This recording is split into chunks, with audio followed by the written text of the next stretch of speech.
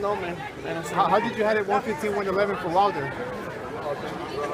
No answer?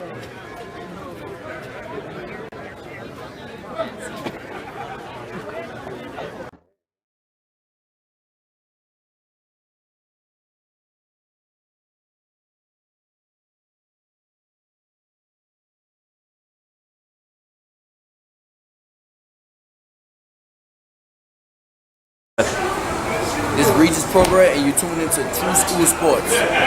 It's personal between me and you, and I'm going to do you some serious harm, you big stiff idiot. The untouchable True School Sports Empire proudly presents something the boxing games are missing. Hey, what's going on? It's your boy BT, and I came here to talk some boxing with the thousands of True School Sports subscribers. Now, I wanted to make this special video to raise some awareness about something that transpired recently. For those who really watch this channel on a video-by-video basis, you may remember I talked about a fight between Max Ornelas and Hector Valdez, which took place on the Jojo Diaz-Williams Pereira undercard. It was, in my estimation, the robbery of the year. They gave the fight to Hector Valdez when Max Ornelas gave him a boxing lesson. I mean, he won. It was a 7-3, 8-2 type of fight, one of the easiest fights to score. But Raul Caiz Sr. and Alejandro Rochin disagreed, and they both turned in extremely shit scorecards in favor of Hector Valdez and gave him the fight. They both turned in 97-93 scorecards. So they say that anybody who watched the fight knows that Max won the fight 7 rounds to 3, 97-93. But they say the opposite. They say Valdez won 7 rounds to 3. And pretty much anybody who watched the fight will tell you that they was on some bullshit. So with that being said, and with that being established here on True School Sports, let me just say this.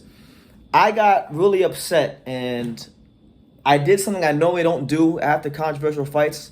I looked at the judges. I looked at the judges who judged the fight. I saw that Raul Caiz Sr. and Alejandro Rochin were the two guys that turned into bad scorecards. So what I did was I went on social media and I started looking for these guys' social media accounts. So I looked for Raul Caiz Sr. first.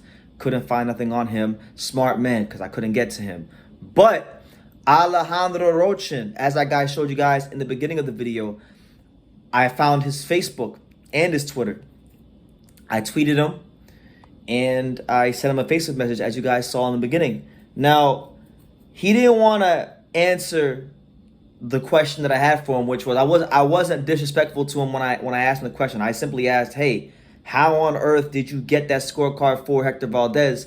You've been around this long enough. I feel like if somebody's been around boxing and something long enough, they should have some sort of level of competence, and they should have a sort of standard of knowing how to do things. And I just wanted to know where he was coming from. Now, rather than having a healthy discourse and back and forth and dialect with me, he decided to block me, which proves that he's a coward, which proves that he's a corrupt judge, which proves that he doesn't know what the fuck he's watching, and he was paid off. So I just wanted to make this video to highlight this. This is Alejandro Rochin, the same judge who judged Tyson Fury versus Deontay Wilder 1 and gave Deontay Wilder a 115-111 scorecard. So we gotta listen. It's either one or two things. Either it's incompetence, he doesn't know what the fuck he's watching, or it's corruption. Now, I refuse to disrespect that man's level of intellect and IQ because he's been around boxing for a long time.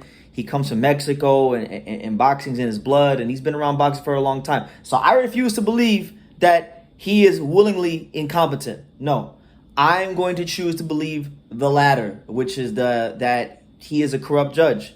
Because I've seen, as you guys also saw in the beginning of this video, people ran up to him and pressed him about why he scored a bad card for the Fury Wilder fight, the first one, and he wouldn't answer questions. So I'm not gonna make this a long, drawn-out video. I'm just gonna make this video to say a couple things.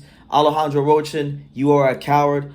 Fuck Alejandro Rochin. When people talk about corrupt, dumbass judges, they talk about people like you. You know, straight up, they talk about people like you. So I'm gonna have this out here for documentation purposes, so that in the future, when the California Commission or whomever decides to have you as a judge, and you turn in another shit scorecard, which is gonna be on purpose because you want to be paid off and be a corrupt judge, this will be out there for all to see, and it'll be plain to see to people out there that you are a piece of shit judge. And I hate to say this, I'm not the kind of person that does this kind of talking online. So if I ever see him in person, if we ever cross paths, then I'd be happy to say everything here that I'm saying on this camera to his face, because people like him are cowards. They've never been punched in their shit their entire life. They've never been in the ring.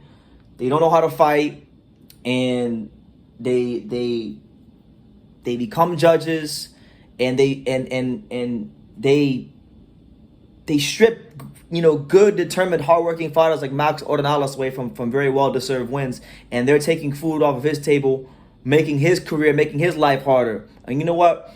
A lot of people in boxing tell me, BT, why are you going off about Alejandro Rochin?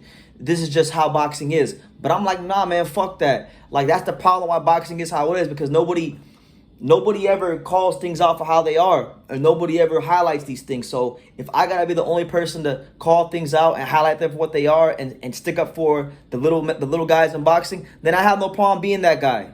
Because at the end of the day, what's the worst that can happen? What's the worst that can happen to me? I fear nothing. I fear no man. I don't fear death. Quite honestly, I kind of invite it, to be honest with you, because I know where I'm going if I do pass away. But anyway, I'm talking kind of crazy right now. All I'm saying is Alejandro Rochin turned in a horrible scorecard. I pressed him about it, and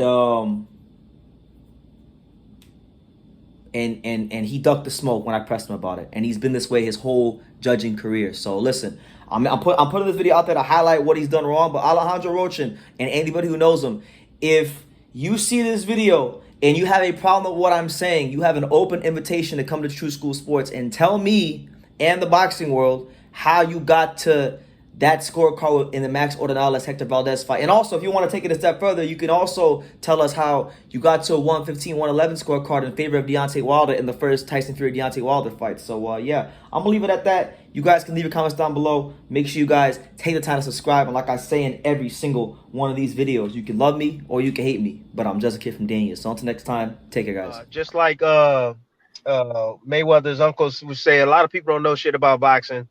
You do. You've done it. Thank you. You about the only smart guy that I know, bro.